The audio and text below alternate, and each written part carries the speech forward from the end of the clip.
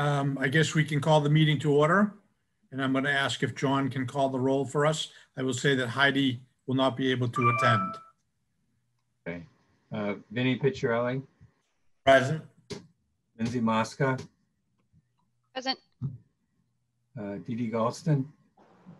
Present. Lori Cable. Here. Steve Magoon. Steve Magoon, no. Tom Tracy. Present. Paul Anastasi. Here. Kelly Krobbaum. Kelly? Here. I'm here. Okay. Leo Patterson. Yes, here. Mark Sideris. Yes, John Ports Present. and Steve Magoon has joined as well. Okay, Steve. Thanks. Okay.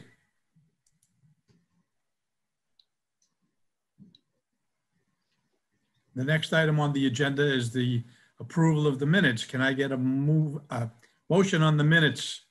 So I'll make motion to approve the minutes of August 19th as written.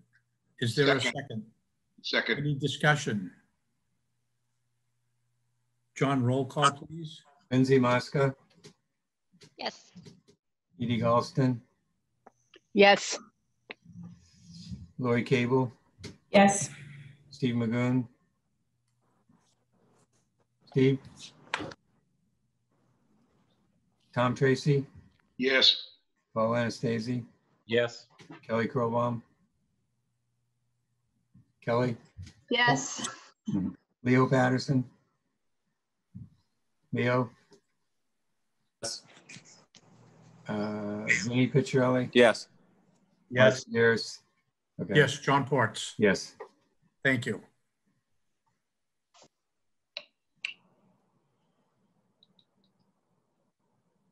Next.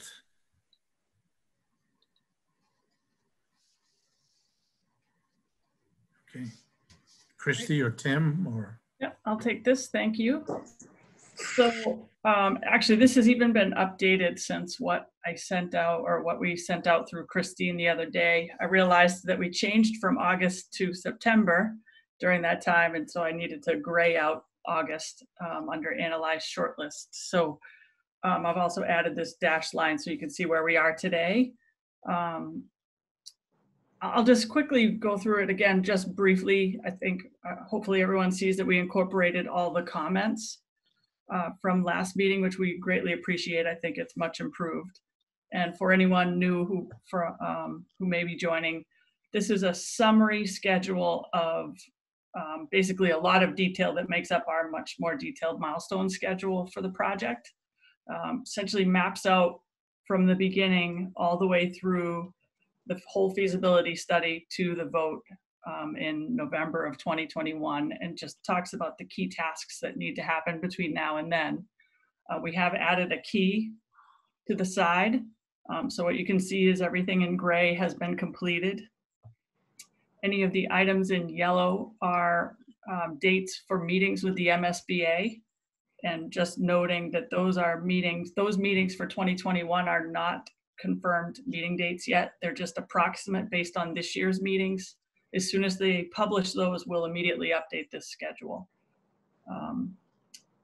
The orange blocks with a star in them, the star are milestones, and the orange is for community forums. So you can see we're coming up on setting a date, which hopefully we'll do this evening for the 4th community forum.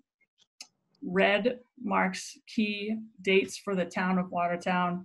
And I'll touch on those in just a minute. And then the light blue are MSBA submissions that we have that are both those dates are critical to make the board meetings or the associated meetings with the MSBA.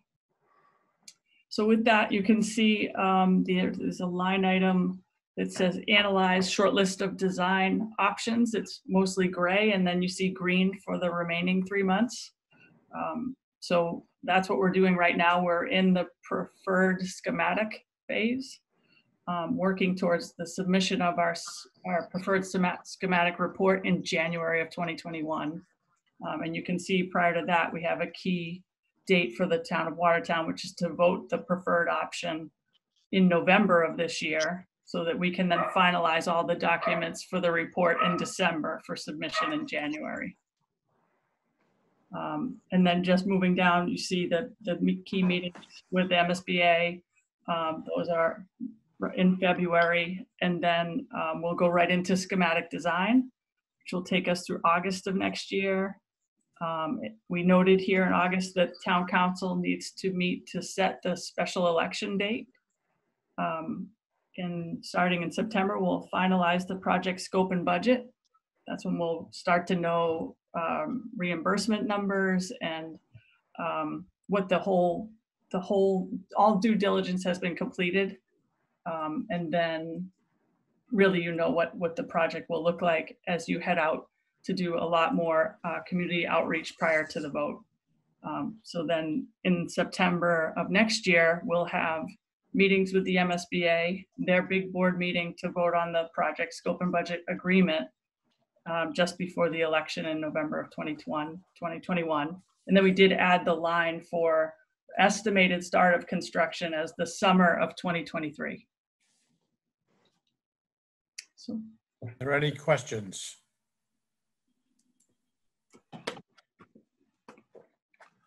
okay, thanks for all the comments. Appreciate it. I'll put that on the website now following this meeting. Thank you. Well, we'll move on to Scott. Thank you, Mr. Chairman.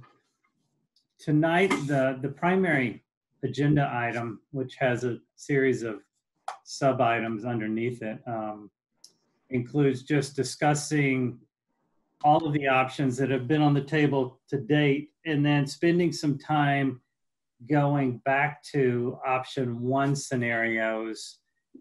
In the last couple of weeks, we've done, at the building committee's request, we've done some more assessment of option 1 scenarios. And as a reminder, option 1 involves constructing the new high school on the existing high school site.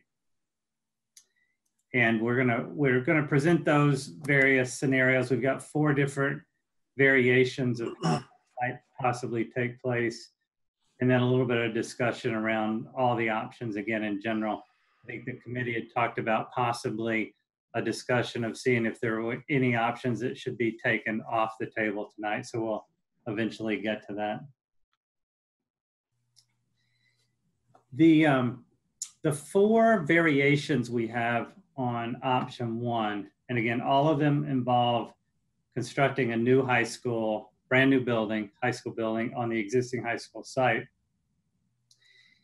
This is, we proposed option 1 at one point in time. However, at that point in time, we were suggesting that a gymnasium building might be potentially constructed at the Victory Field site. And so that's not part of any of these variations. That was met.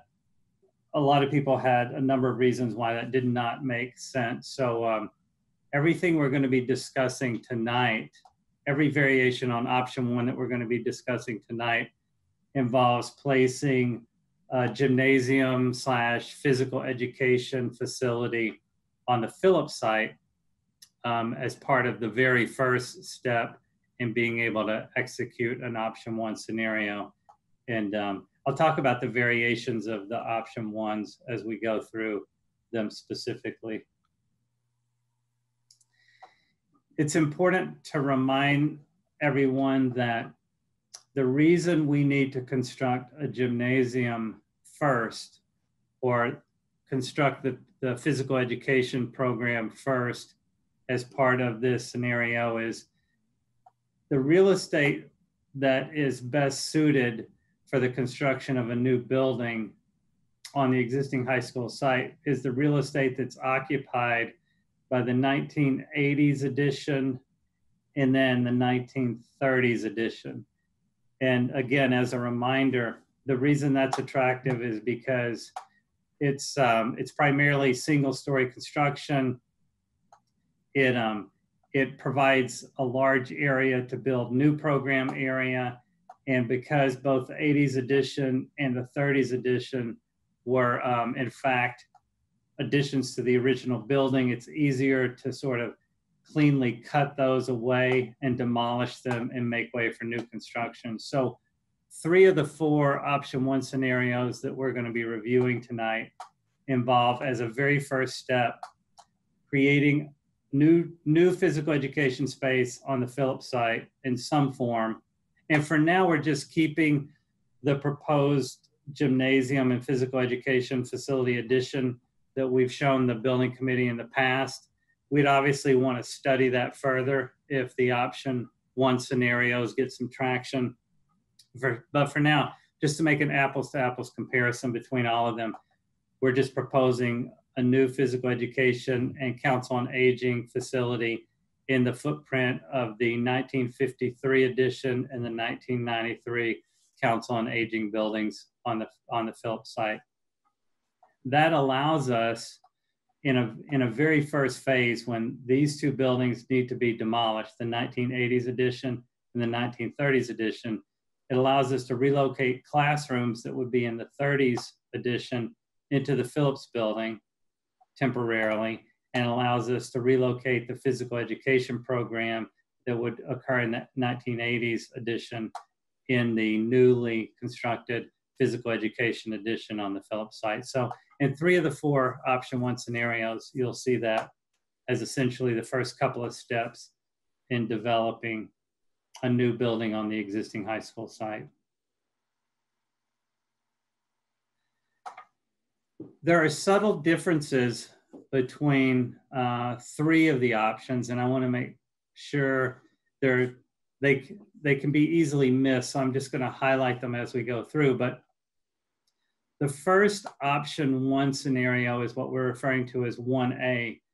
And this option is very similar to what we proposed some months ago, with the exception that this phase 1, which is the physical education program, was proposed at that time on the Victory Field site. Now we're proposing on the Phillips site. But once that program is constructed, and we're proposing that could be done in approximately 12 months.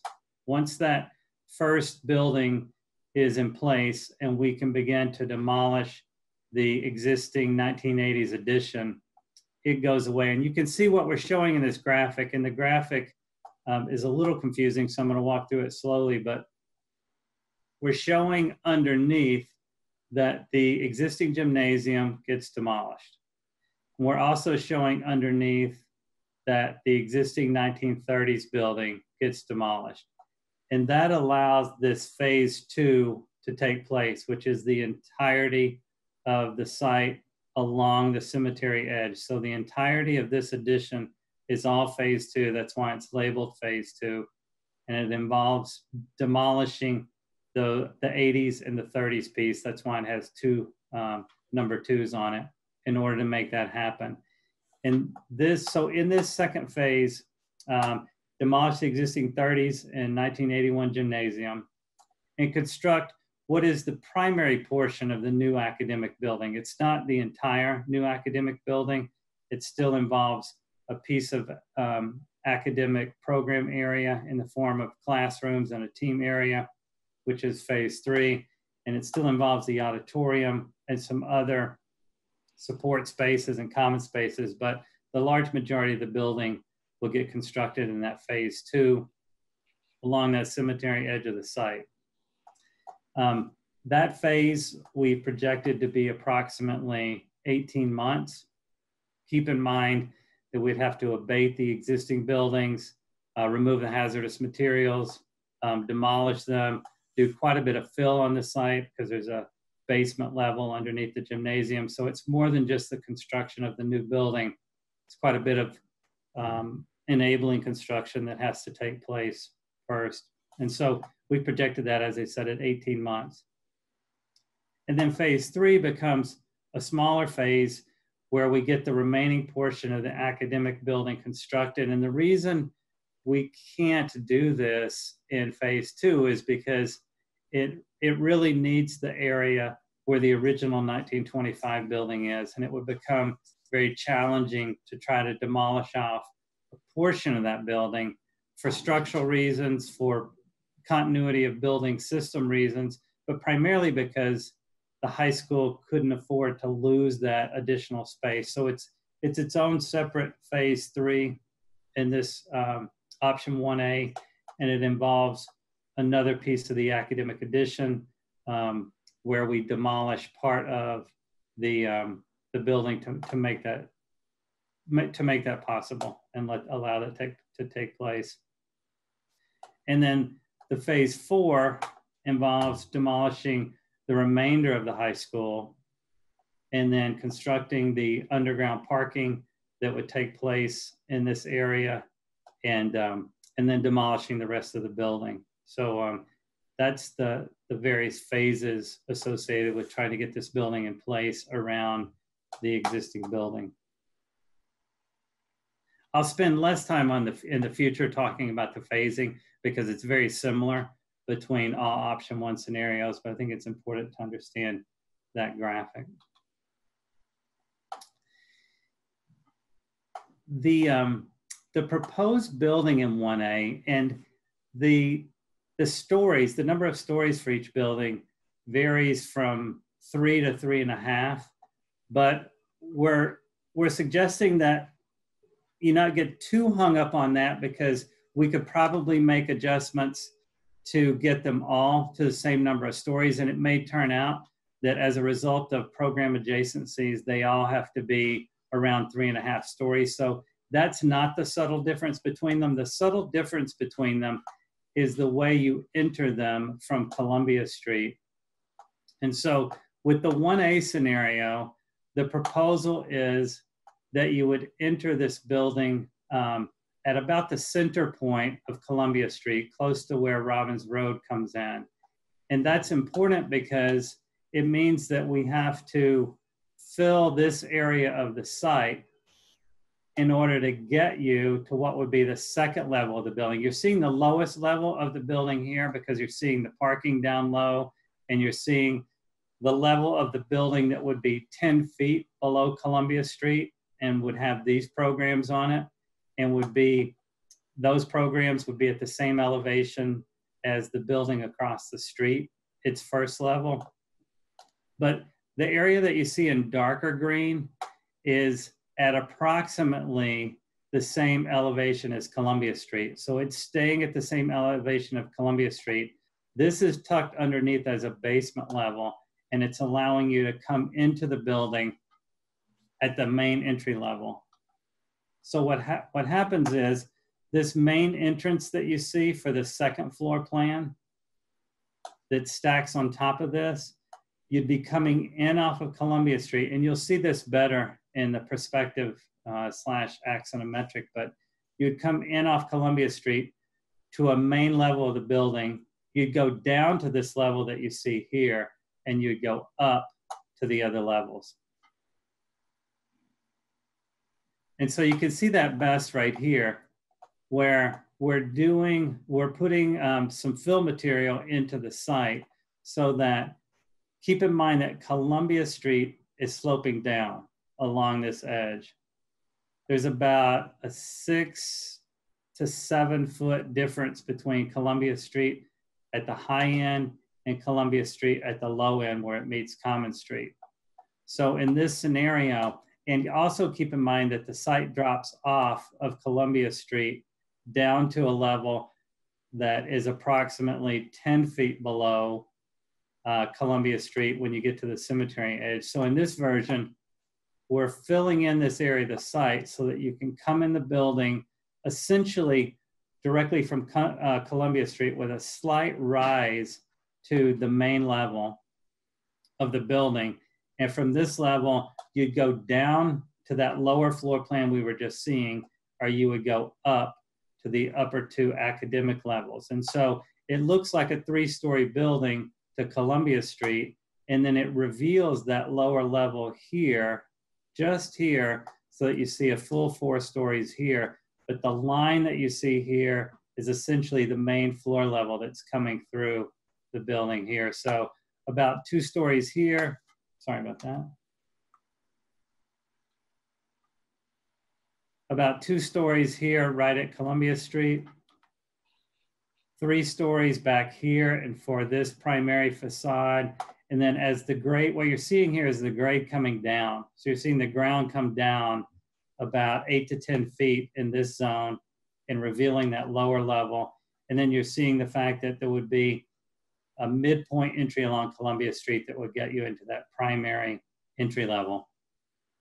And the reason I'm spending so much time talking about the grading and the way it sits on the site is that is in fact the subtle difference between these various option 1 scenarios, or 3 of the 4 option 1 scenarios. So again, I would point out that we're just using the prior development to show a physical education building and the Council on Aging on the Phillips site. If we were to further explore this option 1 scenario, we might want to consider other variations for that piece too. But you can see that we're working around the existing building to construct a new building. We're freeing up the green space on the sort of Common Street, Columbia Street edge as a result of that. And we're letting the topography come from Columbia Street down to the lowest level and wrap around. This is just looking at it from the Common Street side, where it does reveal its entire 4 stories along the cemetery edge, but all of this would be academic buildings. So you would see a lot of transparency, a lot of windows, a lot of dynamic activity associated with the high school program and the classrooms and academic team areas. It wouldn't be like it is now, where you just have a blank wall of the gymnasium like the existing building does. Even though we're just showing these as massing blocks with no windows, there would be a lot of development obviously on that facade. But it is giving you a sense of the building, and it's also showing you how as the site goes up, you would only have two stories revealed against Columbia Street, like I mentioned earlier.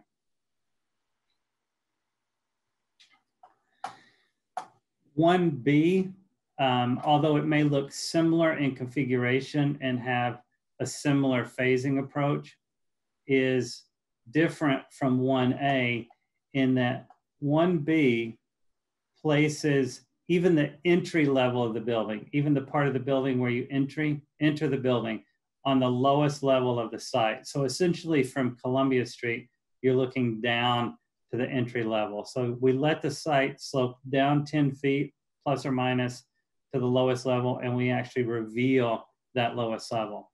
And you'll see that in some of the other diagrams, but from a phasing perspective, very similar to option 1A in that we construct a physical education facility. We construct as phase 2 a primary academic building. In this case, as phase 3, we go ahead and do the auditorium and some more program area on this end of the building. And then as phase 4, we come back and finish the academic building. Approximately the same timeline, also broken into 4 phases. Total duration 60 months. I should have mentioned on 1A, duration there was also 60 months for those 4 phases associated with option 1A. Here you're seeing that lowest level. And again, we're coming down from Columbia Street. So Columbia Street is sloping from the high point to the low point. We're coming all the way down the site, down that slope to get into the building. So the entry is going to be approximately 8 to 10 feet below you if you're standing on Columbia Street, because we're going down to that entry. We're not building the site area up like we did in option 1A. We're letting the site naturally slope down. As a result of that, you get a larger green space. The light green area is the area that would be, from a site perspective, would be down at that lower level. So you're getting a larger green space down at that lower level. And then the darker green area is the area of the site that would stay up higher and then start to slope down to get to that lower level of the site. You can see it best here, where we're just letting Columbia Street slope from high to low. we're letting the site, just as it does today with the existing high school building, take on that slope where it immediately goes down to a lower level. And then we're letting all that lower level be exposed. And then we're entering the building on that lower level. Now, as a result of that, we would be exposing that parking level. That's the reason you see these columns and you see it open underneath. You would actually see the parking level that it would exist underneath this building in this scenario, because again, we're letting the site, in lieu of filling the site up in this area like we did on 1A, we're letting the slope go down and we're locating the building down on the lower plane of the site. But it wraps around in much the same way. And even though it's modeled here as a 3-story building, there are some things about the program and the program adjacencies that might ultimately require us to make this 3.5 stories and bring some of this program up. So don't judge this scheme based on the fact that it's 3 stories. It may ultimately have to be 3.5 stories with a story popping up in a portion of the area, like 1A did, where it's 3.5 stories, where part of it goes down. In this scenario, we might have to come up with some program area to truly achieve all the necessary adjacencies. But we want you to see kind of how the massing would wrap around the existing building, and understand that the primary difference between this and 1A in our mind is whether you want to look down to an entry point from Columbia Street, or you want to sort of move up to an entry point from Columbia Street. Those are the two kind of subtle but very important differences, fundamental differences between option 1A and 1B.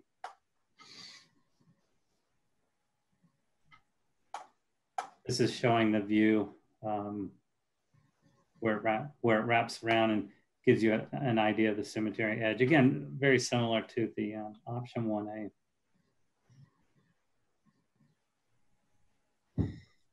This is a slight variation on 1A and 1B, in that as a result of taking on a more organic shape, and by that I mean the curvature of the building, it does allow us to work in a slightly larger building footprint. And this scenario, this particular scheme, 1C, might possibly work as 3 stories. Again, we don't want it judged based on that necessarily, because its fundamental difference between the other scenarios is going to be its entry point. But it does, wrapping it in a form like this with some curvature and molding it to the side a little more, does allow us to get a slightly bigger building footprint in. Breaks itself down into 4 phases also. Again, a total duration of 60 months. So very similar construction approach, phasing, and timeline as the other scenarios. But the subtle but significant difference in this particular option is that we're entering this building at the very top of Columbia Street, and we're showing you the lowest level. So this is all tucked underground. And we're coming in at a higher level. So we're coming in at a level above what you're seeing here. And that shows up best in this axonometric, because what we've done in this scenario is we've said, okay, the academic building is going to take its shape and its form on this backside of the site. We're going to place the auditorium along with the primary administrative functions for the high school, specific to the high school right here as a control point. And we're going to enter the building at this highest point on Columbia. So we've pulled back up to here at the high point of Columbia. We're saying we'd develop a plaza in this area, and you would come into the building at this level. And that allows the site to sort of contour itself down. It allows a fairly large natural lower plane at that lowest level of the site. It allows us, in plan, we're showing like an amphitheater that gets worked into this area. So it's following the natural contours of the site a little bit more than, say, the option 1A scenario, where but yet we're doing some fill in this area so that we can get a nice big plaza here and we can get the parking, underground parking underneath this section of the building. Again, opening up the Columbia Street and the Common Street corner. But the primary difference is the fact that the building is specifically organized as not a central entry building like the other two scenarios, but a primary entry at this point of the building in this scenario, in this option. And then you can see the curvature and the shape that it takes along that cemetery edge is different. And a lot of that's driven kind of by this primary entry point and then contouring, as I said, around the site.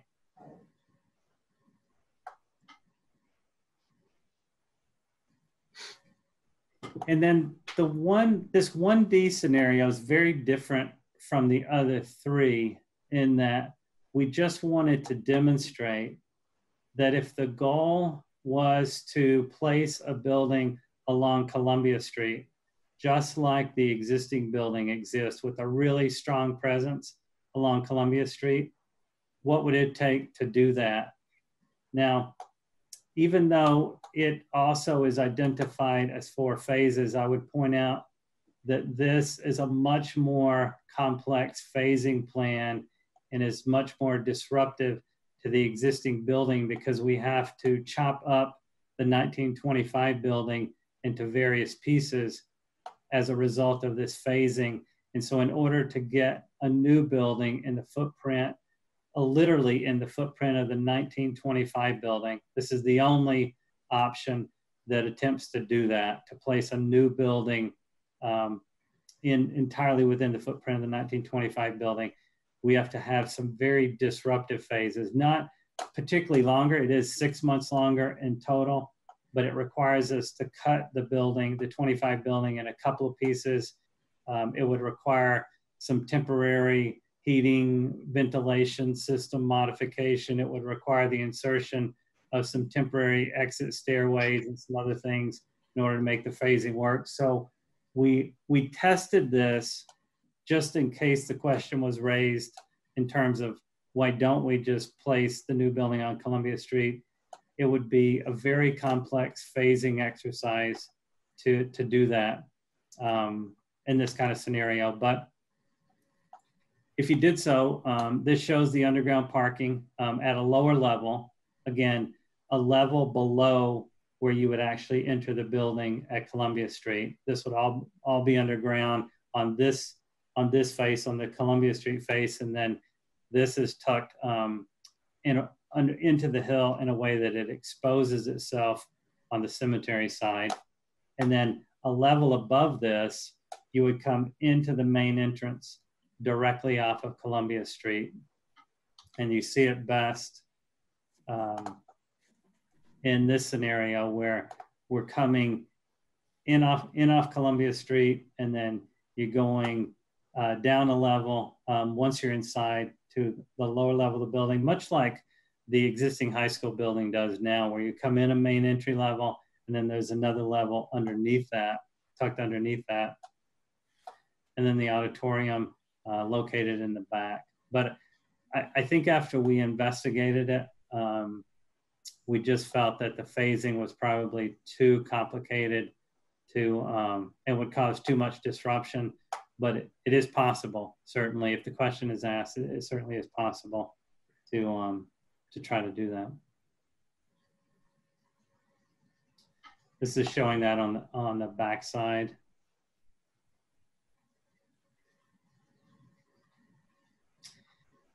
And we did want to just quickly talk about, I know not just the option 1 scenario, but all of the options.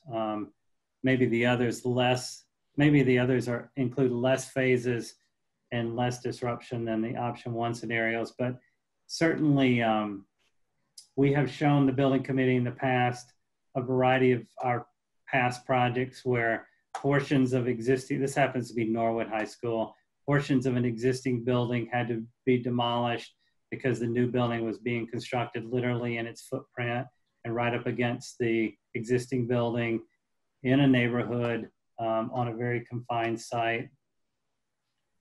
This happens to be Somerset Berkeley High School, where we squeezed the building in between the existing building and a stadium. Boston College High School, where we literally built a new building in the middle of their existing buildings and had 100 piles driven during the construction while the building was occupied. Now, the good news is we're not proposing driving any piles in the town of Watertown. Your soils are much better than they are there on the waterfront. But and then buildings that had no swing space, where we had to break them into a lot of different phases. This is Westerly High School in Westerly, Rhode Island. Natick High School, we had to demolish part of the existing building to make the new building footprint plausible, again on a rather confined site. This is a project that's going on right now. In fact, we're working on this with Compass and Brate Builders. Your elementary school contractor happens to be the contractor on this. We're constructing a new middle school, literally right next to the existing school, existing middle school, with an elementary school on the same site, on a very tight site. So, and that's that same project where the new building is going up here, and you can see the existing middle school and the elementary school. So it's all plausible. I think with that, before we talk about all of the options in context, Mr. Chairman, maybe just through you some questions regarding the option 1 scenarios. I think this is a good time to start taking questions. So we'll ask from the committee first for questions on the option 1 scenarios. Okay, we've got Tom Tracy. Tom? Yes, thank you. Scott, I noticed on all the ones, you do not have any parking over on the Council on Aging central office portion of the site, or the 2 sites. There's no parking over there where actually there currently is. And my concern is if there's no parking there, and we're going to use the parking that's underground where the academic area is, that is actually the furthest point for the senior center. And, you know, the elderly will have to be walking a lot further along. So my concern is the parking situation for Council on Aging and the COA. Yeah, Tom, that's just our fault graphically.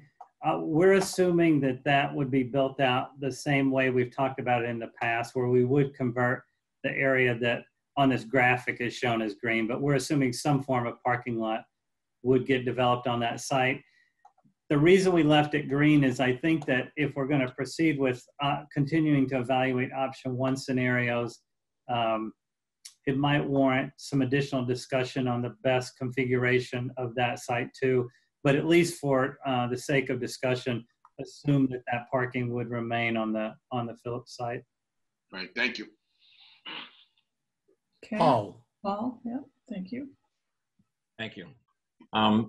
Scott, on a lot of the other communities that you showed us, it seemed like they had much larger sites, and some of them had the luxury of athletic fields to be used as, you know, lay down areas for steel and things like that.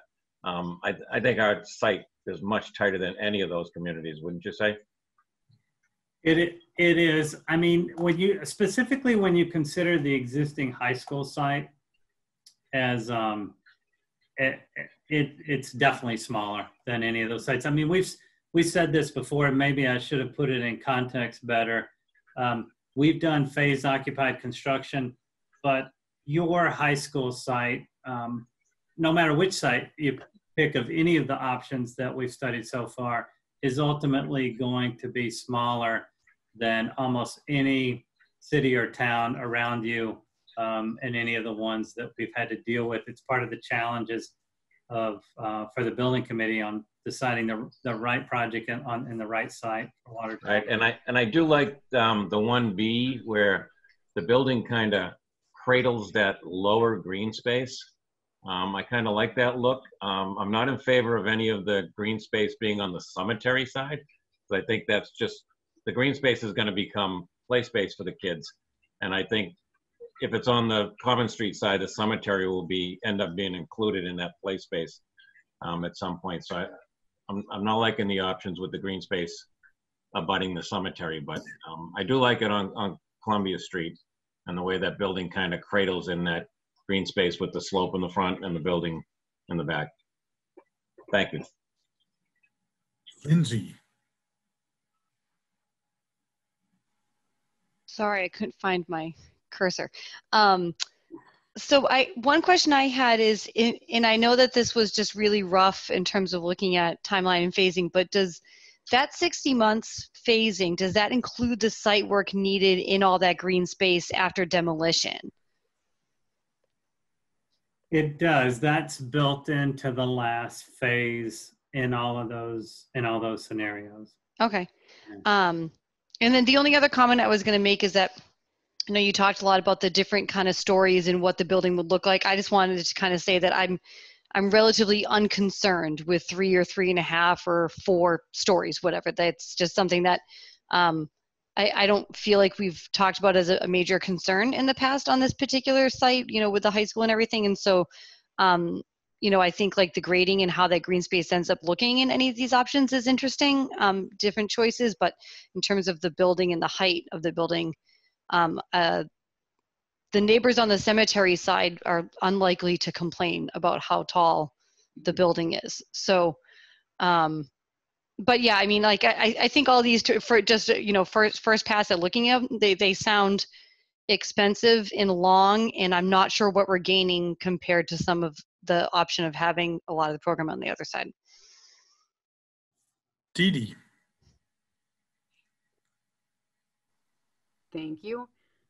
Just following up a little bit from Lindsay, I just have a question about the phasing a little bit more. If you could just say, in terms of the impact on students in classrooms and phasing around, what is the duration that we'll be shuffling kids around phases? And, you know, I mean, I know it can be done, but I'm a little concerned about how we would ever be able to manage that and not really have an impact on students and student learning. Sure. I mean, I think in these scenarios, Superintendent Gosselin, that's really 4 years where some students are going to be relocated. Now in that first year, the first of 5, the total duration, 5 years, but in that first year, the construction is on the opposite side of the street and on the Phillips site. But after that, it is 4 years of movement of program to, in some cases, alternative spaces across the street. And then in some cases, consolidation and movement of program within the existing high school to free up areas for demolition. And that really doesn't change, because even when the second phase is built in any one of these scenarios, you don't have all of your academic program finished yet. And so it would be some form of movement or relocated spaces or alternative spaces for that 4-year duration. Right. And just as a point, I mean, that's the duration of a student's high school experience, is 4 years. So I also wonder about the field, so not the field, the green space, and with the gradation, would we be able to achieve any kind of outdoor space for, like we had in some of those other renditions, like a place for PE to go out and actually use that? Or is that even feasible if it's built into a hill? I think in these in the option 1 scenarios, the idea that there would be kind of a half-size field is less realistic, because the amount of area, the amount of green space in these option 1 scenarios is not the same. It's less than, for example, the ones in the option 3 scenarios. Because in the option 3 scenarios, keep in mind, we're just putting the gym and district administration and COA and the auditorium on the existing high school site. So we're not putting as much program area on the existing high school site. That in turn frees up more green space. So I think that, you know, it's good to think about those kinds of things because it would be different in these option 1 scenarios versus other scenarios. I should point out, because I think you might have mentioned parking, or maybe it was Paul that mentioned parking, but the other thing that would have to be discussed at some point in time in these scenarios is, how does parking take place on the 2 sites? Certainly when the renovation and new construction is going on in the Phillips site, the majority of that parking would be needed for staging. When that moves over to the existing high school site, we may still need to utilize the parking on the existing high school site combined with the parking on the Phillips site in order to do some staging of materials to accomplish the construction on the site. So we would have to have a conversation at some point about how parking is dealt with during these phases. Yep. Thank you. John. Okay, actually, I had 2 questions, but one of them I think you just answered. It was about I think it was option 3's had that kind of field space or the potential for it more so than this option does.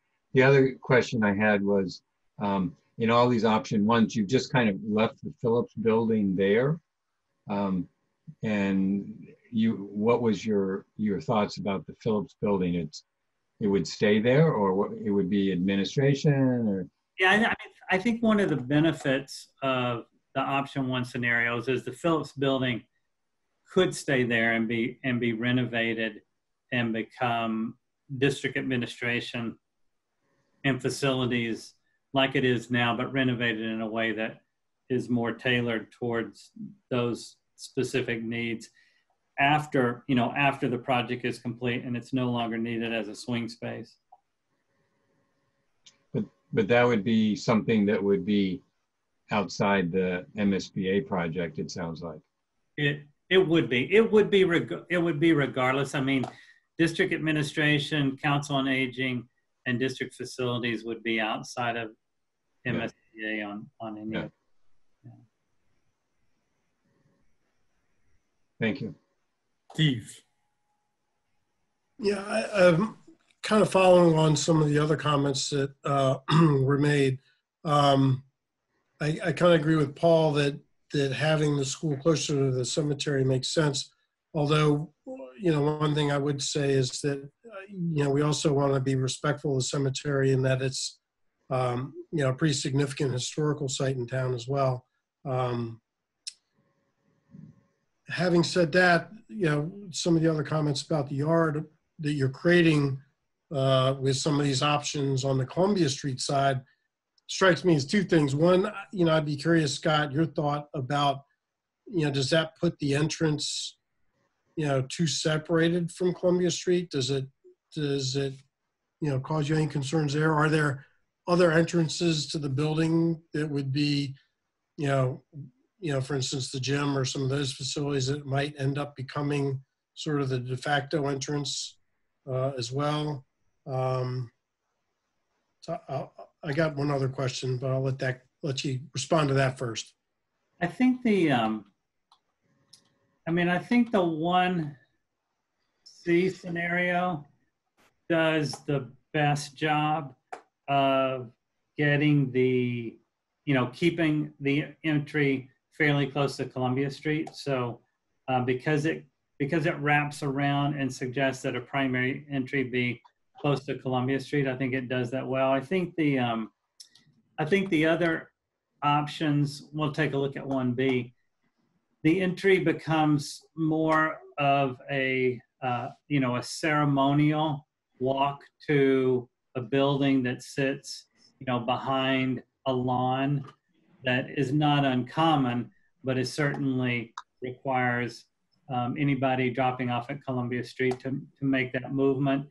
To your point, it may be that a secondary entry that is located beside the auditorium in a scheme like this becomes a primary point of entry in inclement weather, for example, and that's probably true even in the 1A scenario, where there's likely, a public entry for this auditorium piece that in certain weather becomes the de facto entry.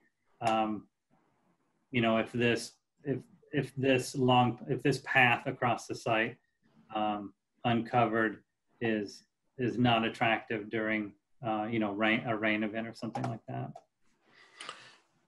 Yeah, thank you. I'm all for green space and open space. That scenario and that entry and lawn just strikes me as a more suburban feel to it to me than Watertown. And I on the other hand, maybe it would be used a lot by students as sort of a, gathering place and that sort of thing. So I don't know. I guess I'm a little betwixt on that. And one other comment I'll make, and I don't know if you mentioned it, but is there any significant difference in cost in terms of some of these scenarios? We haven't had a chance to allow the cost estimator to take a detailed look at this particular scenario. So I would say that if the committee's interested, we could certainly have them do a detailed takeoff on this one, just like we have on the other options at this point in time. We could choose one of these and have them do a takeoff on it. Thank you. Laurie. Yeah, so I tend to like the buildup. I like the field in the front on Columbia Street, but I do worry on 1B, I think, where it does slope down. In the winter, anytime you have a sidewalk that slopes down, it's going to become a hazard. We deal with that all the time. But not only that, but on Columbia Street, that sloped area is really big garbage collector. So I like the idea of building it up from a safety standpoint in inclement weather. And then to kind of piggyback on what Steve said, definitely having an easy spot for deliveries, even as simple as mail, going up and down in a lot of like boxes. But I know that you're going to be thinking about that later, but just wanted to bring that up now. Thank you. Lindsay, I'm going to skip you because you've already had a question. I'm going to go to Kelly. We'll come back to you, Lindsay. Yes, just a couple of questions as we go through each of these schemes. And I think a couple of these points have been made, but I agree with them. So I think the long entry just seems not very efficient. I think that there's some grandiose appearance to it, but when it comes to functionality, especially in the winter months, it seems like it could be problematic. Whether the site slopes down or up, I agree with Lori. I'm also thinking about site drainage, seeing that everything's going to be draining towards the building, and that's usually the opposite of what we want to be doing. And then also just thinking about Lowell and how it sits on a hill and really has more of a special effect, I think, because it's sitting up rather than down. And so bringing more attention to the structure could play a role in grading the site up. Just looking at the massing of each of these, I am not super convinced with the curvilinear aspect of it. I think the site may tell us it needs to curve, but that's something that's not noticeable. You're really getting the lines of the streets, and that's really what's telling us like what the building should be doing. Sorry if you can hear my children screaming out there. And then just looking at 1A, I think the massing of that speaks more to what the building wants to be. I was wondering about the interior parking. We haven't really talked about that, and it varies wildly between each of these phases. Some has a lot more parking than others, and so I didn't know if there was a target count that we should be paying attention to, and whether we should be making that a priority as we look at some of the other programmatic elements. I think you're right. We haven't and to a couple of your points, Kelly, I think that the analogy or the comparison to the law is an important one, in that there are certainly those who would argue that it makes a building feel much more important and much more grand, and if in fact you're moving up towards the entry and moving down towards the entry. So I think that that's one of the reasons we identified that difference between each of these options, and I think we would agree with that. I think with regard to the parking, because we haven't established a specific target, there is a little variation between these options, but I think all of them could accomplish the parking. For example, in this option 1A scenario, we have the ability to bring the parking, underneath this area that we're filling, and if we wanted to expand it slightly. So I think that with any of these, we could eventually achieve the same amount of parking. Okay, thank you. And then just my last comment is just a general comment for all of the option 1 schemes. I mean, I think that 5 years of construction seems really daunting, even if just, the students are impacted for the 4. I think Dee Dee made a good point that, your high school career is only 4 years. So that could be a huge pain point for a lot of parents and kids in our community. And then also just, again, Paul mentioned this, but in looking at the other examples of occupied building renovations, those sites are much different than the sites that we're talking about here. And so I'm trying to envision construction staging, construction parking, student parking, potential like temporary classrooms for students. It just seems really tight to be able to accomplish that much on this site. Sure. Leo. Thank you, Mr. Chairman. First of all, I just wanted to say thank you, Scott, for exploring these options. These were largely suggested by me to make sure that we look at the full range of potential for the high school. So I appreciate it. I think you've done a great job looking at several different scenarios here. I just have a few questions. For the phase 1A option that I believe we're looking at currently, you already answered one of my questions. I thought perhaps we could use parking, underground parking, to infill some of that portion of the site that you talked about requiring fill. But what level is the bridge at? I'm intrigued by the fact that we're coming right off Columbia, kind of into this main entrance and main node of the building. Is the bridge at that same level? No, the bridge is still up one level from that. It is. Okay. All right. And then have you explored an option where the entrance, instead of formalized kind of in the middle, the entrance was more down towards the Columbia corner at all? Pardon me, the Columbia and Common corner? We have not. We could certainly take a look at that. I think that it involves kind of flipping what is option 1C, but we have not taken a look at that, Leo. Okay. I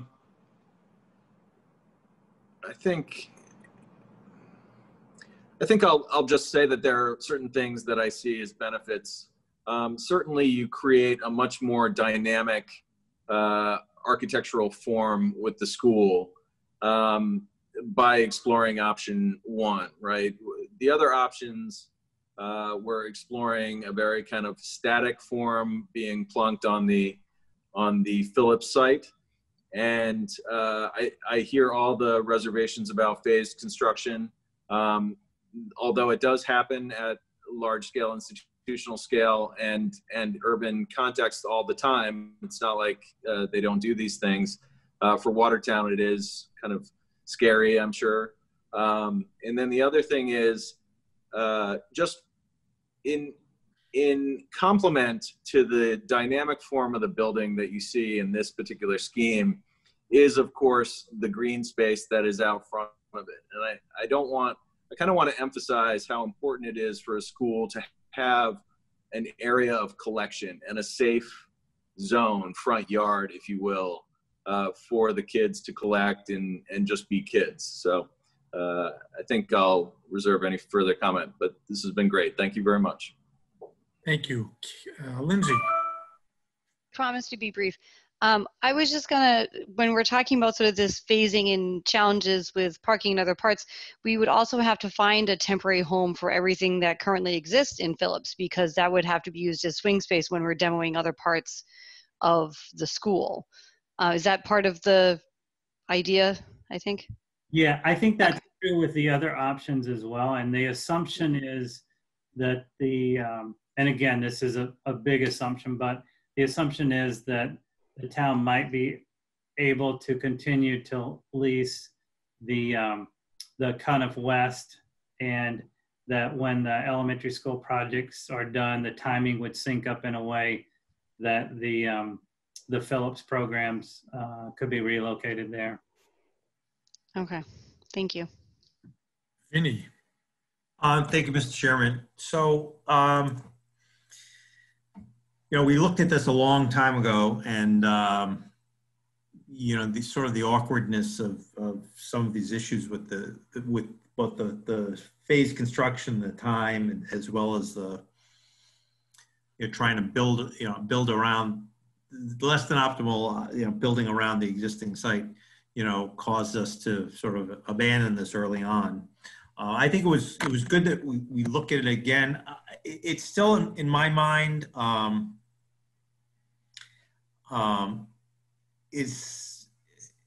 seems okay, workable, but in my mind, it doesn't seem as an elegant design. While from maybe a curb appeal from the houses on Columbia Street, that having this lawn like on 1A or 1B seems attractive, and putting the building along the cemetery seems, maybe to those residents seems like a good idea. I am concerned about sort of the usability of the space and with the slope and having that sort of that green space is sort of a usable space for both just collection of collection space or a community space, but also for some sort of athletic activities. Makes more sense in the flat part. Also, it makes the parking greatly simplified by having it underneath the edge along Columbia. What led us to putting the academic building at the existing Phillips COA site was sort of the entire swing space aspect of it, sort of the elegance of that. I know there was some concerns about that being four stories tall. But again, it's one thing that we have in Watertown, so we can go higher. There are some certainly taller buildings all around Watertown, and I still think that kind of makes sense. I still go back to 3D as sort of seems to be a much more elegant, usable design. So I'm not entirely convinced about going back to number one with this scenario. And there seems to be just a lot more negative aspects to one compared to three. Okay, I don't see any other hands from the committee. So at this point, I think we'll go to the attendees. And I know we have three right now. Anne Marie Clunan. Good evening. Hope you can hear me. Hello, yes. Thank you. So my question is regards to the existing administration building. And, Steve had said something about requesting a price comparison. And I think that's really critical to this piece, because with the raise in, our SOAR and the taxes for this year, I have concern and that the cost of having the admin or the district admin building under construction and having that outside of what we want to do for the high school is not really imperative, but obviously it will be a factor for overall cost.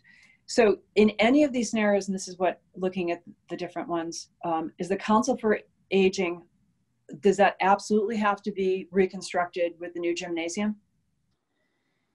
In all of the scenarios, the Council on Aging gets reconstructed, not because we need the gymnasium necessarily, but just because the Council on Aging and the addition beside it, the 50s addition beside it, involve a really inefficient use of space in that they're both single story, they're occupying really valuable real estate, and it allows us to develop the necessary high school program on the two sites combined. So I think in all of these scenarios, making more efficient use of that space by rebuilding it is what allows us to do a much better job with the high school building and program.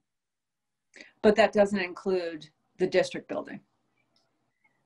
You mean in terms of the total project? Well, in terms of options, that it doesn't have to include the district building.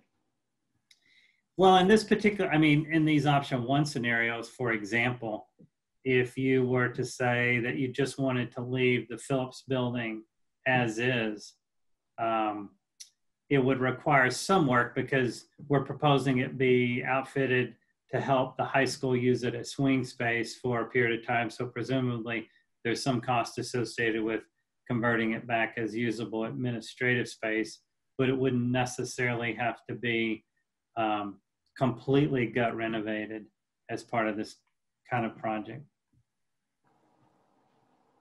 Okay. And I'm assuming that that could be a substantial savings. It's not that many square feet in the big picture because, you know, this project regardless is going to be somewhere between 230 and 270,000 square feet. And I think the administration occupies about 15,000 square feet. So it doesn't end up, all the other option scenarios that we've talked about that we've put costs forward on did include recreating administrative space, but it was a really small piece of the cost on all of those options. Okay, I feel as a taxpayer that that's an important part of this decision because of the increase in cost to us based on what's just happened for next year. So if we can take a look at that piece and really understand the true cost of that, that would be important. So thank you very much for your time. Yeah, and Emery, just to that point, the other options that the committee was settling around or have discussed, with the exception of the renovation of the existing high school building, you know, keeping the existing high school and renovating it. With the exception of that option, which was quite a bit more expensive, all of the options so far for all-in costs for all the programs, administration building, council on aging, et cetera, was around the $200 million mark.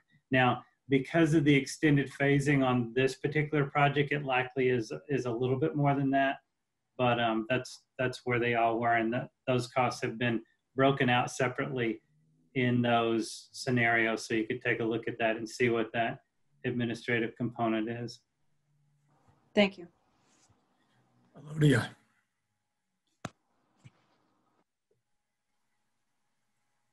Elodia?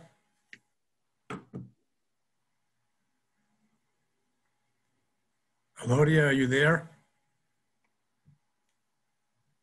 Had on mute, apologies. I think we're going backwards. We can't, Elodia, we really can't hear you. You can't? Can you hear me now? Now it's better, yes. Okay, sorry, Mark. I'll try to get up as high as I can. Oh, God. I'm sorry. I think we're going backwards with this design, the 4 designs. No offense to Scott, but I don't see this at all. What I loved about 3D and the massing of 3D is how the 2 buildings related to each other. They embraced each other. They created this, really, I thought of it as an embrace. And I'm going to disagree with Paul and Steve with regard to the green space. If you talk to kids, they find it so weird that the building is pushed right up against the cemetery. I think when you push that building back, you have a wonderful green space that kids can hang out in. The cemetery certainly could use some help, which they could apply for through CPA funds. But you'd have a wonderful gathering space that really doesn't impinge on anybody because they're not annoying neighbors across the street. Certainly, they're not going to bother the people in the cemetery. They're very visible in terms of mischief. It's just a totally different, more elegant building. I have to agree with Vinny. You know, the 5 years of construction for students and faculty and staff is crazy to me. I just can't even imagine this. And then when I look at the other things, I think we have to think a little bit bigger here, because the 3D also had the auditorium together with the gym with the COA, which allows a space for community events that keeps all the classroom sides of the building secure. So that's separate. And this other space, because we're so limited in this town for gathering, etc., that this gives us a wonderful creative hub to look at. The parking was so much better on the 3D. I think the biggest issue that we have to do is get it right-sized for when we move forward. I mean, there are formulas for how big an auditorium should be. There are formulas for the classroom size and number of students. But I think those are the things that once you settle on your site should be considered. And let's not forget that Common Street is a major cut through. People coming from Lexington, Belmont, coming down Common. So the idea of school construction, the people that live in the area, plus the traffic, 5.5 years seems like you're shooting yourself in the head. And I can't imagine too many people would be very happy. I'm trying to think of any. I really appreciated Tom's comment about the COA. You need to have parking for these seniors in the community. It's really tough even now. Again, Lindsay, talking about the green space. I just think we should think about it more than just the high school. It's also how can it help us develop a better sense of community here. Thank you, Mark. Okay, Pat.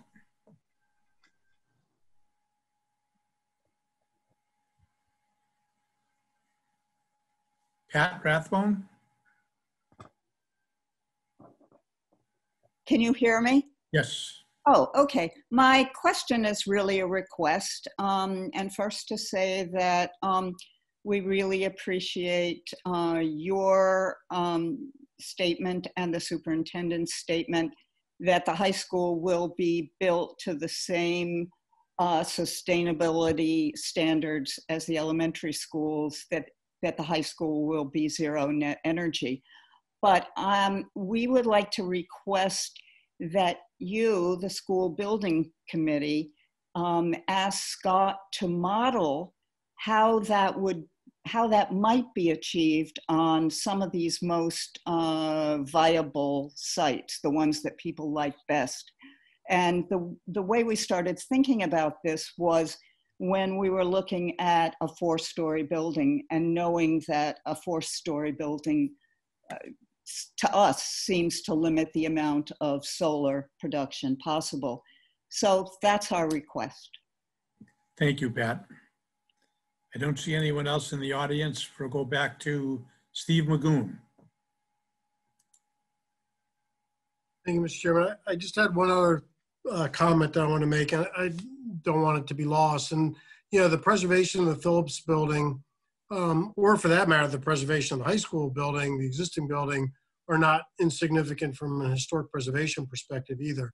You know, that being said, I think obviously we want to take, you know, everything into account, and whether that gets preserved or not remains to be seen. But I think there is some benefit to the, you know, preserving a historic building in town. Thank you. John Ports. Just a few follow-up comments. One thing that I like more about, and I think people have mentioned this to this effect, but I think the green space in most of these option ones are, because of the construction of the building, it's the major contoured areas are where the green space is, which I think it becomes less functional. As some people said, you know, collecting trash, whatever, but less functional. I think one of the nice things about option 3, I think most of the various option 3s, was when the building is closer to Columbia, you create a flatter green space that has the potential to be even a flex field. At one point, I think we had a drawing that showed it that way. And I like creating that functionality there. And I think, as Elodia said, it also matched the buildings a little bit better. The one other comment I would make, one thing that I was concerned about when we put all the academic components on the Phillips site was just the massing of that building and how large it is. I just a little concerned about kind of fitting that. I think that fits where the existing high school is, because there's much more, that's a much more open space, it seems to me, than where the Phillips building is. And so one thing I would just keep in mind is, you know, are there ways to put some academic pieces back into scenarios 3, option 3, you know, where we have the auditorium and the gymnasium on the existing high school site. And I think, for example, and maybe this was already done, but, you know, maybe if you have the auditorium there, like the fine arts components of a curriculum, you know, those could be close to the auditorium. That would be perhaps a logical place for that anyway, particularly on the music side, et cetera. So there may be ways to kind of think about other combinations of how the kind of academic and the auditorium and the gymnasium might fit together. Mr. Chairman, just as a follow-up, we John makes some good points, and we did have the fine arts program on the auditorium side for the reasons that he described. Let me just say a couple of things at this point. We wanted to see what the committee thought of these options under option 1, and if there was a one or two, you know, if there was a choice that we wanted to have Scott look into a little further, if something stand out. It didn't sound like in the conversations that we've had that something has stood out at this point. But we would like to potentially have an additional meeting or some time at the next school building committee meeting looking at this option again, so that we can decide if this is a better scenario. So I want, you know, if people want to think about that for a minute.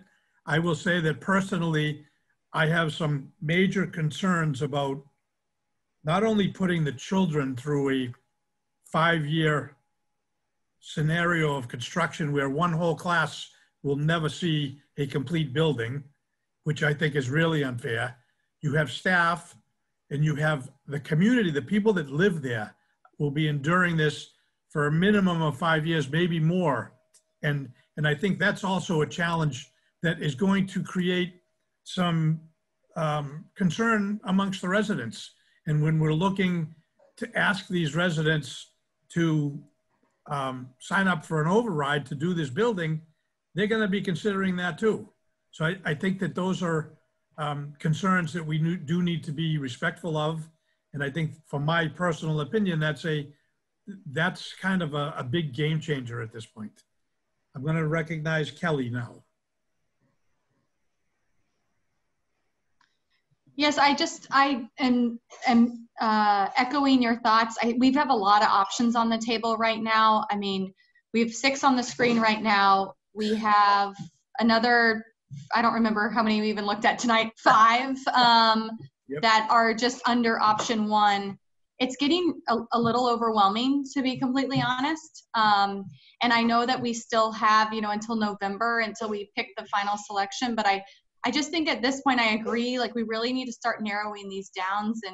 And if we want to keep, you know, one of these options, great, but it would be wonderful if we could at least eliminate a few of them so that we can really start narrowing down our selections and hyper focusing on the benefits and drawbacks of those, rather than spending so much time looking at pretty holistic overviews of each scheme. I think it'd be nice to really start doing a deeper dive into some of these details at this point. And I agree, and that's like to John's point just now.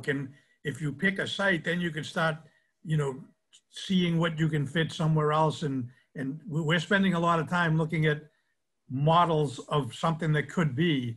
And at some point, we do have to make a decision. And the other reason, one of the other things that came up this evening, and we talked about this in a meeting with Scott, Christie, and Tim, we didn't put any, Scott didn't want to go spending time having these priced out because the cost shouldn't be, the cost is going to be a factor, but it shouldn't be the driving factor. It's what we think is the best fit for the community. If we pick one or two of these options in one tonight, then we can, he can go back and have the cost estimator take a look at it. But I agree with Kelly. I mean, we do, and there is a, later on after this presentation, we're going to be looking at potentially asking the committee to eliminate the Orchard Street site, all the things on Orchard Street from, which will help us narrow down a little bit. Are there any other questions from the committee? Are there any other questions from the audience? John. Just a quick, on the cost issue, isn't it generally the case, Scott, I know you haven't costed this out, but I've always had the impression that if you do phased projects, usually the costs are going to go up for that. Yes. I mean, my gut assumption is that when we do the analysis on option one, there's probably a, 10% premium, maybe 7 to 10% premium on that. It's probably going to fall in the range of 210-ish to 220 million total project, but we can certainly take a closer look at that and let the cost estimator come up with those numbers. Yeah. Maureen Foley.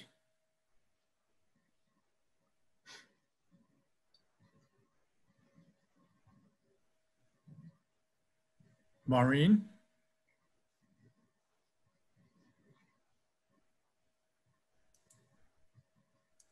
Maureen, can you try to, oh, you are, I believe you're on. There we go. You're on. Oh, we always knew that renovating the high school as is was going to be the most expensive option. I had some concerns if we were looking at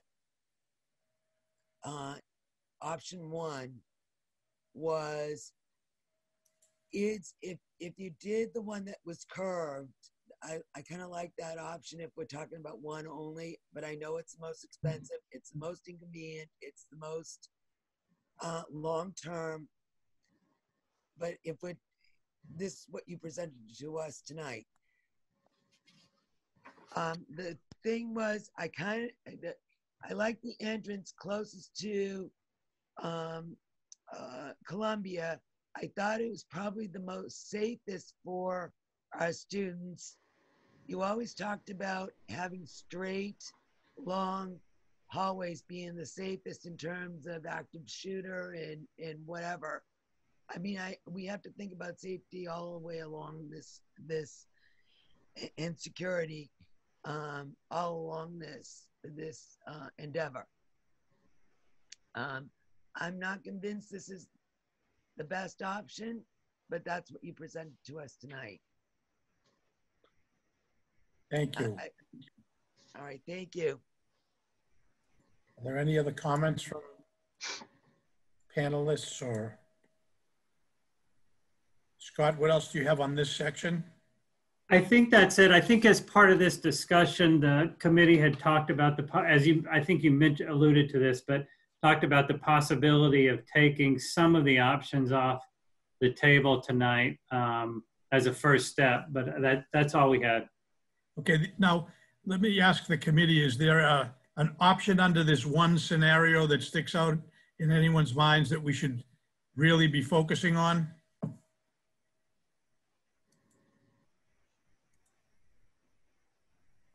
Lindsay. I'm not entirely sure I like any of them. I don't know if that's helpful or not, but I don't really feel like I want Scott's team to be spending time estimating them. Thank you. We have one more person in the attendee that had a comment. Lisa. Thank you. I was just going to say overall, really great questions and comments. I appreciate taking the time to look at the options so the public, there's a lot of questions. They'll know you did your due diligence. I would say, yes, I agree. Looking down and sloping down, I don't like it all. 5 years, way too long, not going to go over with the community. And I know the green space is a tough issue, but I think as you move on to options and you think about the massing, as Elodia said, of what that's really going to be, whatever option you end up recommending. So thank you for your work, and also letting people know that parking will be considered, that the green space are just kind of, in some of these scenarios, are holders for clarity of the site. Thank you, Lisa. Anne Marie Clunan. Good evening. Sorry, just one other thought. And, you know, for the reality of what we're looking at right now with COVID and hybrid, and the fact that, you know, the high school in this environment is facing not even going back until January, in January, depending on the flu shot, flu season.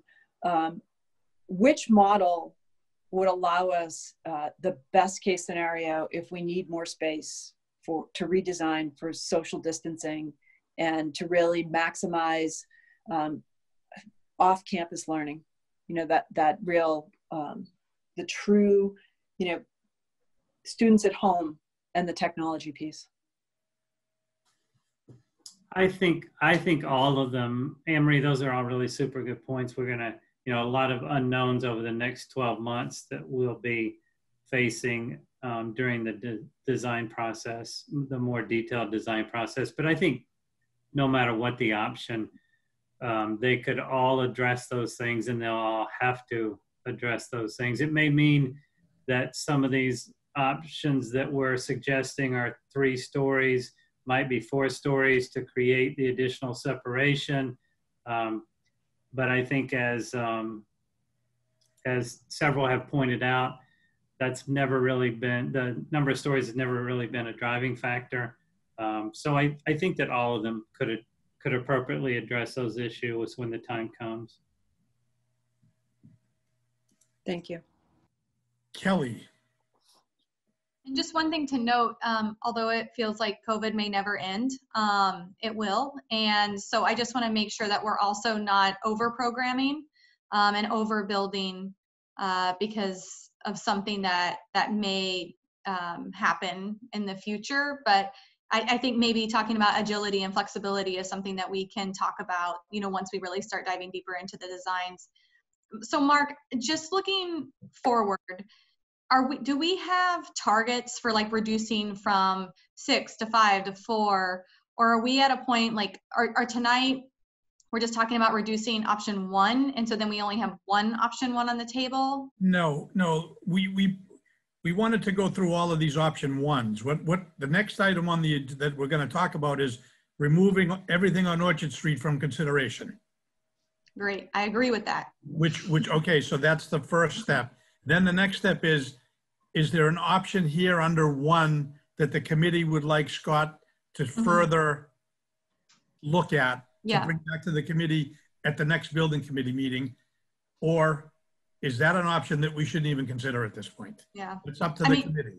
Yeah, and to be completely honest, Scott, I mean, I see some of the slight variances between each of the designs, but there's nothing that's really like strikingly different. So I really feel like you could take any one of these and say that's our option 1, because the only difference is really site grading, massing, which can change, and underground parking. So if we need to keep an option 1 on the table, again, I know it's one of the longest schedules, and it's one of the most cost prohibitives. So I don't know if we're in a position to vote on eliminating option 1 entirely, but I do think, Scott, you could just take any of these to further develop it to keep it on the table if we need to. The committee does have the option, if they so choose tonight, and someone wants to make a motion to completely dismiss this, we can do that.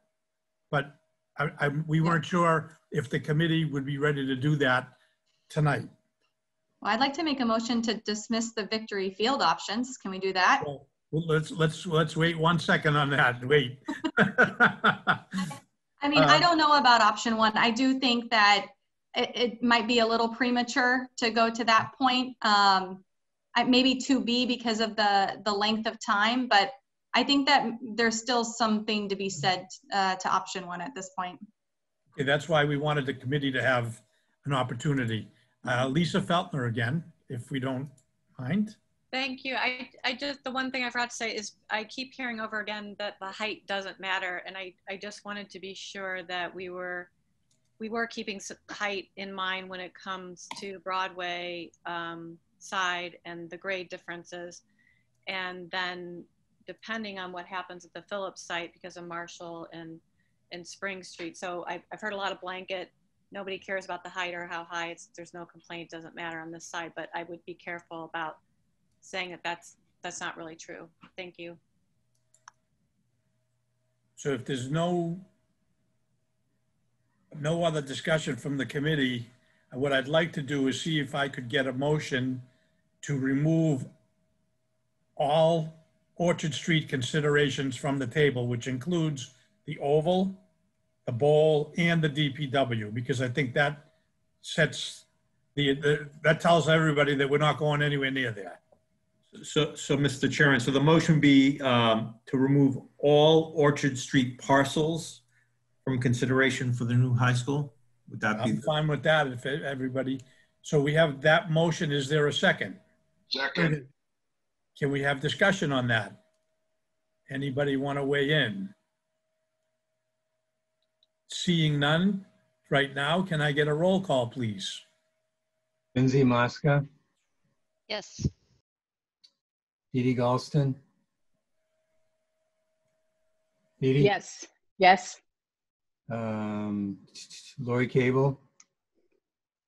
Can I abstain? Is that an option? Yes, it is. Yes. Okay, then yes, I abstain. Steve Magoon. Yes. No. Vote. Tom Tracy. Definitely yes. Paul Anastasi. Yes. Kelly Crowbaum. Yes. Leo Patterson. Leo? Yes. Yes? Yes. Yes. Okay. Vinny Picciarelli? Yes. Mark Sideris? Yes. John Ports? Yes. Okay, so we've narrowed it down a little bit. Is there an option that's preferred under option 1? I know Kelly said they are almost the same idea, but is there something that we want to, is there a motion that somebody wants to make? Is there? Mr. Chairman, I think the real question is, do we want to remove all option 1 as a blanket statement from consideration? Yeah, the reality is all of them are sort of variations on the same theme. So the real question is, and I think the more fundamental question is do we want to have all, and this kind of goes back to 3, sort of 3D. I think we've ruled out 3E just because it makes no sense. Do we want to have all the, I think the real question becomes the decision point. Do we want to have all the academic space on the existing high school site or not? And I, personally, I think none of the option 1 scenarios make any sense just from the bigger picture. I would be happy to remove all of option 1, to make a motion that we remove all option 1 scenarios from consideration. But I'm not sure how, if everybody is comfortable with that or not. We have some more comments, so let's wait until we get the rest of the comments. Tom Tracy. Yes, I was just raising my hand to second, either make the motion or second the motion, the exact same motion. I do not like any of option 1's They're very similar. All just due respect to Scott, I think he did a good job. We had this conversation a long time ago, looking at this. I thought we kind of ruled it out. I understand why some committee members wanted to relook at that from the last meeting. I think we've relooked at this tonight, and we've kind of reminded ourselves why this wasn't an option we wanted to go down in the first place. So I'm very much in favor of getting rid of option 1 in its entirety. Thank you, Tom. Kelly. The only reason I'm hesitant is I'm just looking at the variety of options. So we've got, you know, an option 1 where we have a new high school on an existing site, option 2 add reno, and then option 3, which is the new high school in Phillips. So those are really at a high level what we're looking at. I don't know if, I'm just hesitant to eliminate one of those at this point, because if we can narrow it down to 3, that seems like a good variety that we're now studying. I mean, to me, option 2B is what sticks out, because with the add reno, the abatement, you have the phasing that we've already been talking about, but now you're adding abatement and reuse. So that almost seems more complicated, more cost prohibited, and even a longer construction duration. So I would almost say that we're at a point where we could eliminate 2B and narrow it down to a new high school site or a new high school on the existing site that we talked about tonight, or a new high school site on the Phillips site. So just curious to get thoughts. We really can't eliminate 2B because the MSBA wants to see that. Oh, we have to keep the add reno on? Yes. Ah, okay. Not that we're leaning in that direction, but the MSBA is going to want to see that. Yeah. I mean, I'm in the 3D camp, but at the same time, I'm indifferent about eliminating 1. Okay. John Ports.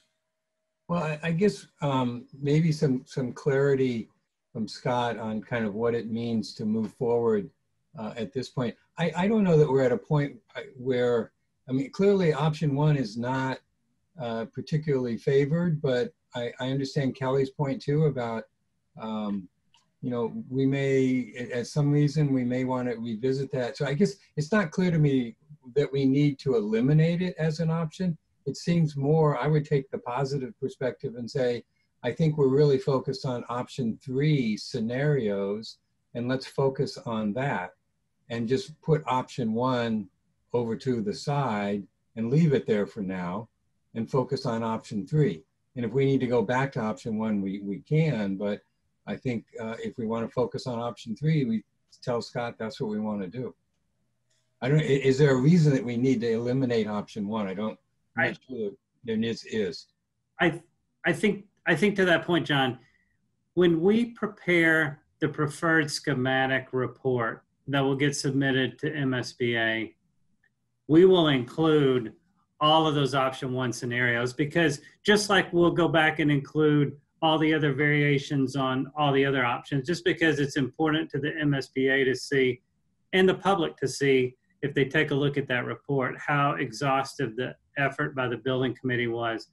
But I think, and certainly we will include those in that preferred schematic report. I think what we're asking tonight is if we should focus our energy now on further development of option 3D, or if we should invest a lot more time in further exploring variations on option 1, or if we can just sort of let those 4 variations sit as the ones that will ultimately be incorporated into the preferred schematic report. Well, see, if I could, Mark. Yes. I mean, that would prompt me then to make the motion, rather than to eliminate option 1, the motion would be to focus efforts on option 3D, I guess, is the one that we're looking at. That's helpful. That's what I would propose. Rather. Okay, Steve. Thank you. Yeah, I was just going to make the point, which I think it's kind of already being made, which is, we have to take so many options forward to the MSBA that they're going to look for information on some options. So while I think it's clear that things are leaning towards, a particular option, because we need to take some information forward to the MSBA, I don't think we want to narrow it down too much just yet. And, feel free to correct me if I'm wrong, Scott. I think, I mean, we will ultimately include all of these options in the report.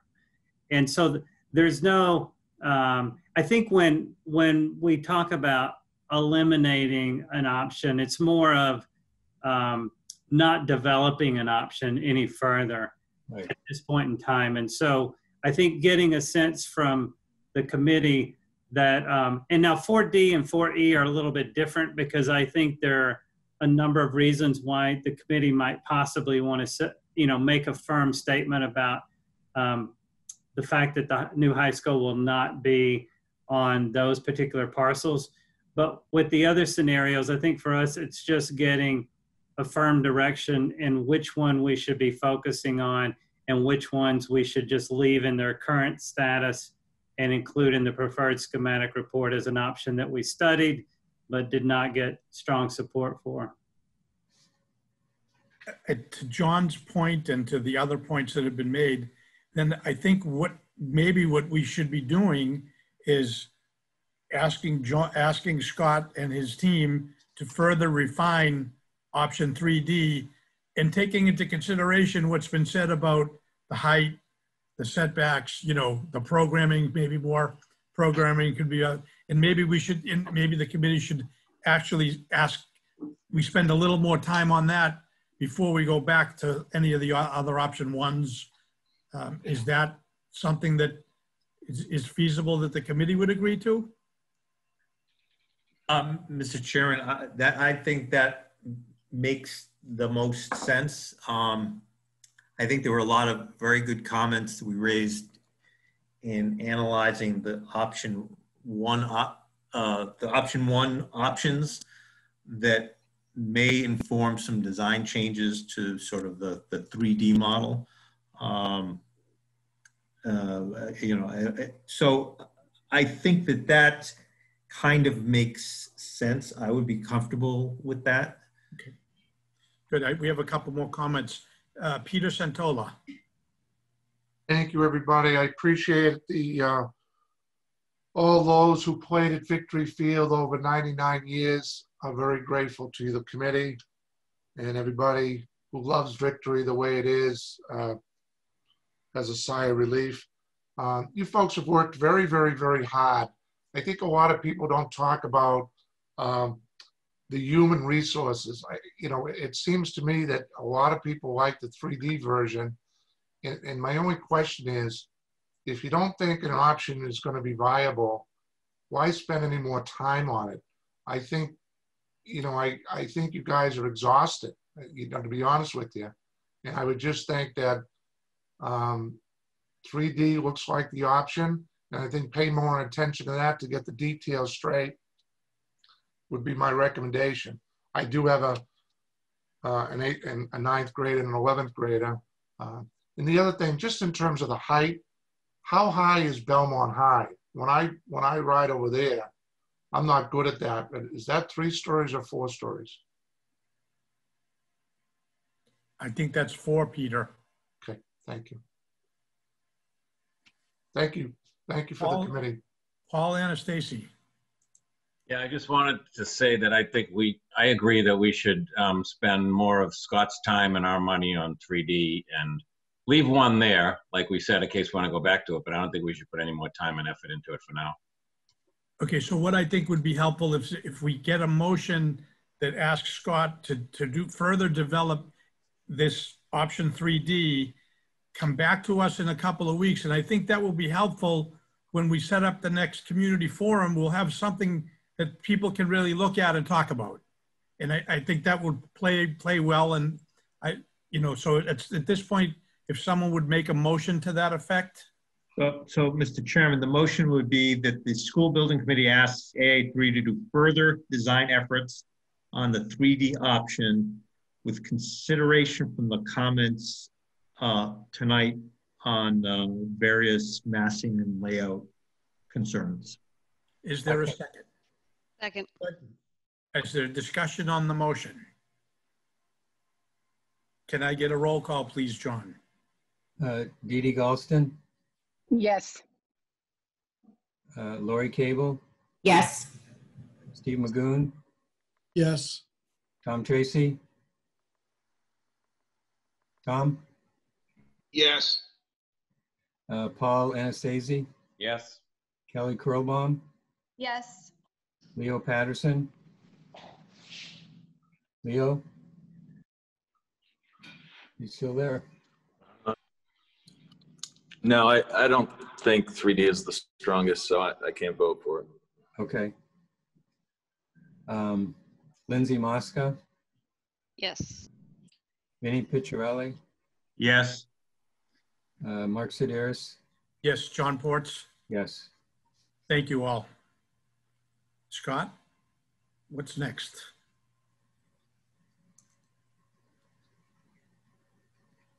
If I could, Mr. Chairman. Yes, Christy. There is one comment under Q&A I just want to put on the record. Peter covered his, so I dismissed it, but it is from Elodia that says 3D all the way. Thank you. Okay, the community forum. Christy, Tim, Scott. Well, I think actually you covered it, Mr. Chairman, when you said that we really should come back in 2 weeks and present again on the 16th with further development on option 3D. And then we look towards a community forum following that. So we had at one time put out September 24th or October 1st as potential dates. Yeah, so I think we're going to try to focus on maybe closer to that October 1st date to give the committee some time to digest what they're going to be seeing. So maybe either September 30th or October 1st. If anybody has, and it's in particular, Dee Dee, if there are things going on either of those 2 evenings, if we could check the schedule, that's what we'd like to do. At this time, there's nothing on either of those evenings. Okay, perfect. September 30th, there is a Joint Economic Development and Planning Committee meeting on the parking study. Okay, so then we're going to probably target October 1st-ish, if everyone's okay. Next. Mr. Chairman, my calendar says that's a full moon. Do you think it's safe to do it that night? That's my birthday too, so I'm not sure. All right. Laurie? I was just gonna also say that looks like that's a Thursday, so I just wanted to make sure everyone was aware of that. Yes. I'll bring you a virtual cake, Mark. Yeah. Oh, thank you. Okay, Lisa Feltner.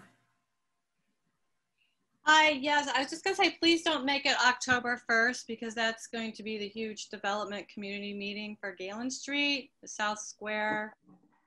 That's gonna impact the whole community. So I would hope you not do it October 1st. Okay, we will revisit the calendar and get back to everybody. Sorry. Thank you thank you, Lisa.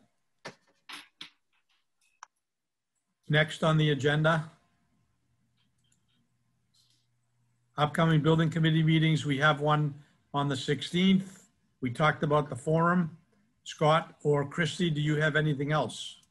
I do not, Mr. Chairman. I do not either. Thank you. Anyone else have any comments or questions? Sorry, there was one comment, but it was Lisa that she said out loud about October 1st. Thank you. Okay, can I get a motion to adjourn? So moved. Is there a second? Second. Can I get a roll call, please? Lori Cable? Yes. Steve Magoon? Yes. Tom Tracy? Yes. Paul Anastasi? Yes. Kelly Krobbaum? Leo Patterson? Yes. Yes. Leo? Yes. Dee Dee Galston? Yes. Lindsay Mosca? Yes. Vinnie Picciarelli? Yes. Mark Sideris? Yes, John Ports. Yes. Thank you all. Have a good evening.